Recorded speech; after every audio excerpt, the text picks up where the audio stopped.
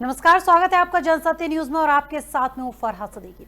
इस वक्त जहां देश कोरोना के खिलाफ युद्ध स्तर पर लड़ाई लड़ रहा है, ऐसे में दो राज्यों से राहत भरी खबर सामने आई है।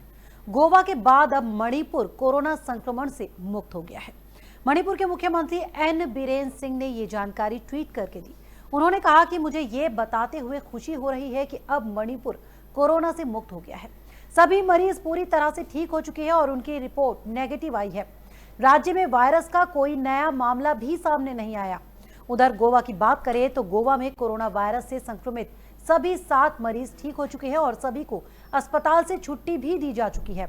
आपको बता दें कि देश में इस खतरनाक वायरस के अब तक कुल 17,265 मामले सामने आ चुके हैं। इस बीमारी से 2,547 लोग ठीक हो गए तो वहीं 543 लोगों की जान भी कोरोना वायरस से जा चुकी है।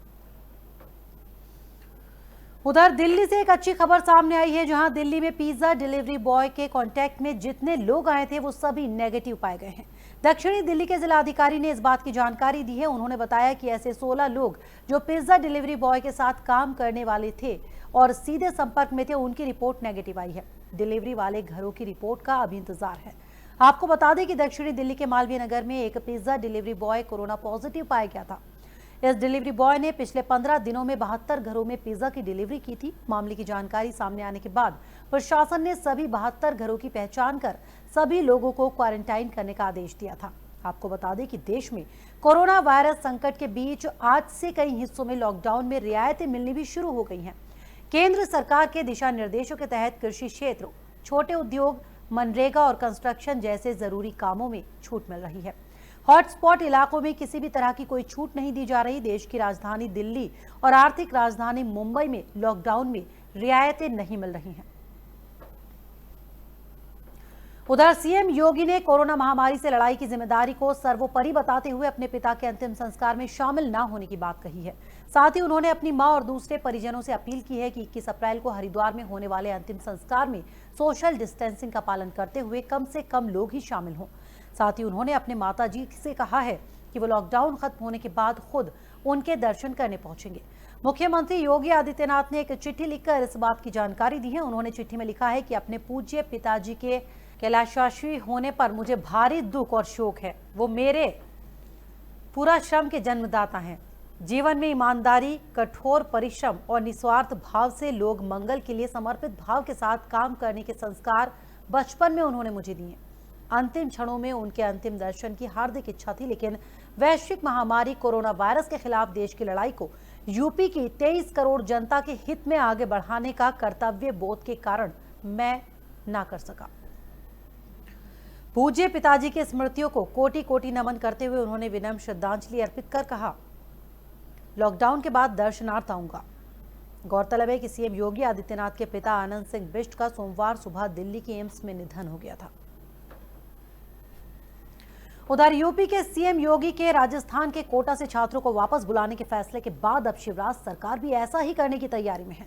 अधिकारियों ने बताया कि कोटा में मध्य प्रदेश के तकरीबन 1100 छात्र फंसे हुए हैं। हालांकि मध्य प्रदेश सरकार के इस कदम के बाद बिहार के मुख्यमंत्री नीतीश कुमार पर कोटा से छात्रों को वापस बुलाने का दबाव और बढ़ जाएगा। मध्य प्रदेश के सभी जिलों के कलेक्टर ने छात्रों की लिस्ट भी बना ली है और 71 गाड़ियों की व्यवस्था भी कर ली गई है।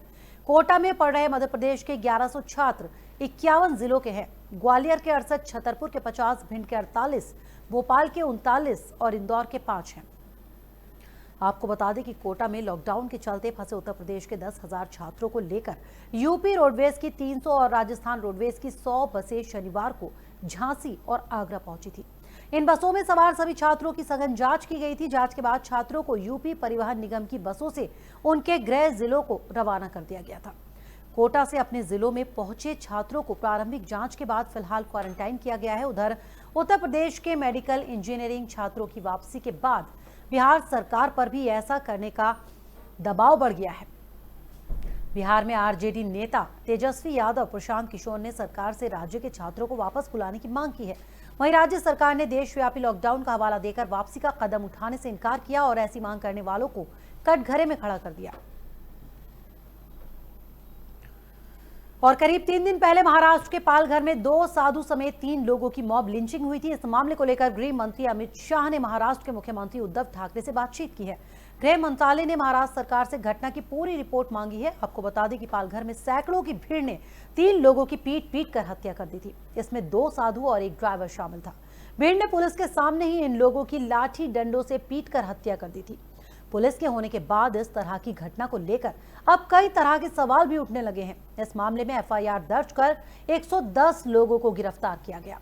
इनमें 110 में से 101 लोगों को 30 अप्रैल तक पुलिस कस्टडी में भेज दिया गया है, जबकि नाबालिगों को जुवेनाइल सेंटर होम भेजा गया। वहीं महाराष्ट्र के मुख्यमंत्री कार्यालय की तरफ से रविवार की शाम को यह कहा गया कि पालघर घटना पर कार्रवाई की गई है और पुलिस ने 2 साधु, एक ड्राइवर की मॉब लिंचिंग और पुलिस कर्मियों पर हमला करने वाले सभी आरोपियों को गिरफ्तार कर लिया है। बात एफडीआई की करते हैं। मोदी सरकार ने पड़ोसी देशों से एफडीआई पर पाबंदी लगाई है, जिसके बाद चीन भड़क उठा है। चीन ने कहा है कि एफडीआई के लिए भारत के नए नियम डब्ल्यूटीओ के गैर भेदभाव के सिद्धांतों का उल्लंघन करते हैं और ये नियम मुक्त और निष्पक्ष व्यापार के खिलाफ है। चीन ने आशा जताई है कि भारत भेदभावपूर्ण प्रथाओं को संशोधित करेगा। आपको बता दें कि भारत ने चीन और दूसरे पड़ोसी देशों से सीधे एफडीआई पर पाबंदी लगा दी है। महामारी से अर्थव्यवस्था में उथल पुथल के बीच केंद्र सरकार ने घरेलू कंपनियों का अधिग्रहण रोकने के लिए ये फैसला किया। जर्मनी, ऑस्ट्रेलिया, स्पेन, इटली भी ऐसा कदम उठा चुके हैं। सरकार के इस फैसले का राहुल गांधी ने स्वागत भी किया है। भारत के साथ सीमाएं साझा करने वाले देशों में चीन, बांग्लादेश, पाकिस्तान, भूटान, नेपाल, म्यांमार और अफगानिस्तान शामिल है। इन देशों के निकाय भारत सरकार की मंजूरी के बिना निवेश नहीं कर सकेंगे। सरकार ने हालांकि जारी किए गए नोटिफिकेशन में साफ साफ चीन का नाम नहीं लिया है, बल्कि ये कहा गया है कि वो देश जिनकी सीमा भारत से लगती है, सभी के लिए निवेश से पहले मंजूरी जरूरी होगी। दरअसल कोरोना संकट के दौर में भारतीय कंपनियों के शेयर की कीमत काफी घट गई है। ऐसे में आशंका जताई जा रही है कि चीन खुद या फिर दूसरे किसी पड़ोसी देश के जरिए भारत में अपना निवेश बढ़ा सकता है। साथ ही नई कंपनियां खरीद भारतीय अर्थव्यवस्था में सीधा दखल दे सकता है। इसी को रोकने के लिए एफडीआई कानून में बदलाव की जरूरत पड़ी। अब बात करते हैं सर्राफा बाजार की। कोरोना वायरस के बढ़ते संक्रमण को रोकने के लिए देश भर में 3 मई तक लॉकडाउन है। सर्राफा बाजार भी बंद है। इसके बावजूद सोने चांदी की कीमतें आसमान छू रही हैं। अक्षय तृतीया भी 26 अप्रैल को है। ऐसे में अगर आप सोने में निवेश करना चाहते हैं तो मोदी सरकार आपके लिए आज यानी 20 से 24 अप्रैल तक सस्ता सोना खरीदने का मौका लेकर आई है। सरकार सॉवरेन गोल्ड बॉन्ड स्कीम लेकर आई है। इसमें निवेश करने वाला व्यक्ति एक वित्तीय वर्ष में अधिकतम 500 ग्राम सोने के बॉन्ड खरीद सकता है। वहीं न्यूनतम निवेश 1 ग्राम का होना जरूरी है। इस स्कीम में निवेश करने पर आप टैक्स बचा सकते हैं। स्कीम के तहत निवेश पर 2.5% सालाना ब्याज मिलेगा। सॉवरेन गोल्ड बॉन्ड की पहली किस्त 2020 से 2021 सीरीज उसको नाम दिया गया है। तो फिलहाल इस बुलेटिन में इतना ही। हमारे और वीडियो देखने के लिए जनसत्य न्यूज को सब्सक्राइब करें, शेयर करें और लाइक करें। नमस्कार।